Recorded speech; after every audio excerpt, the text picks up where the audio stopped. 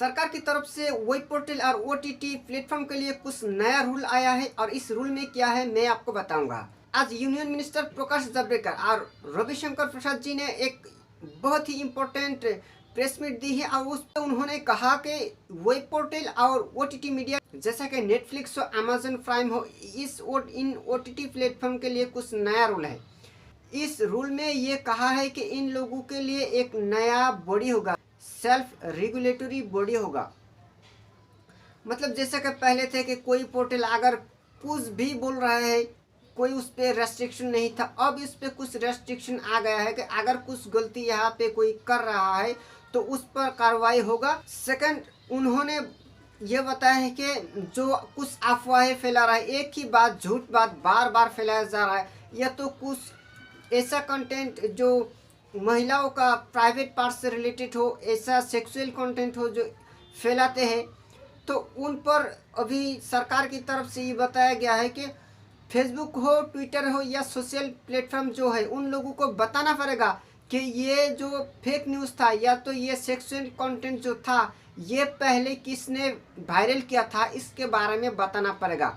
ये बहुत ही अच्छा बात है, क्योंकि जो कंटेंट था, झूठ बात अगर किसी ने फैलाया, उसके बाद आपने या तो किसी ने उसको कॉपी करके या तो शेयर कर दिया, तो उस पर जो पहले जो जिसने उसको फैलाया था वो डिलीट करते हैं। बाद में जाके जो लोग उसको फैलाते हैं उसको पुलिस पकड़ते हैं। अब जाके सरकार ने नया रूल बनाया है कि इसका पहला जिम्मेदार कौन है, किसने इसको फैलाया था, उसका डिटेल्स देना पड़ेगा। वेब पोर्टल के लिए ये बताया गया है कि वेब पोर्टल का कोई रजिस्ट्रेशन का ज़रूरत नहीं है, लेकिन वेब पोर्टल कौन चला रहा है और कहाँ से चला रहा है इसका डिटेल्स देना पड़ेगा। उन्होंने ये कहा है कि we are not mandating registration, we are seeking information. That means ये पोर्टल कौन चला रहा है, कहाँ से चला रहा है, इसका डिटेल्स देना पड़ेगा। For OTT and digital news media, both will have to disclose their details from where they publish, how they publish, how much is the spread, anything.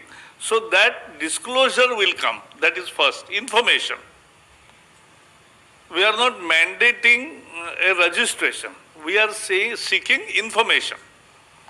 दूसरा बात यह है कि जो सेल्फ रेगुलेटरी बॉडी एक होगा, सरकार की तरफ से ये बताया गया है कि अभी इंडिया में कितना पोर्टल है उसका कोई इन्फॉर्मेशन सरकार के पास नहीं है, लेकिन जब सेल्फ रेगुलेटरी बॉडी होगा उसके बाद ऐसा एक इन्फॉर्मेशन आ सकता है कि कितना लोग अभी किस स्टेट में कितना पोर्टल है, कौन कौन चला रहा है, इसका डिटेल्स आ सकता है। इसीलिए सरकार की तरफ से ये मैंडेटरी कर दिया है कि पोर्टल कौन चला रहा है उसका डिटेल्स देना पड़ेगा। सबसे इम्पोर्टेंट बात यह है कि जो अभी तक बहुत सारे लोग जो बता रहे थे कि पोर्टल वाले फेक है, पोर्टल वाले जर्नलिस्ट फेक है, कुछ इलेक्ट्रॉनिक मीडिया और प्रिंट मीडिया वाले भी पोर्टल वालों को फेक कहते थे, लेकिन अब इस पर सरकार की तरफ से नया रूल आ गया है कि आप पोर्टल वालों को फेक नहीं कह सकते। सिर्फ उसका जो डिटेल्स है वो उनका वेबसाइट में रहेगा और वो इथिक्स, कोड ऑफ इथिक्स का वो पालन करेगा।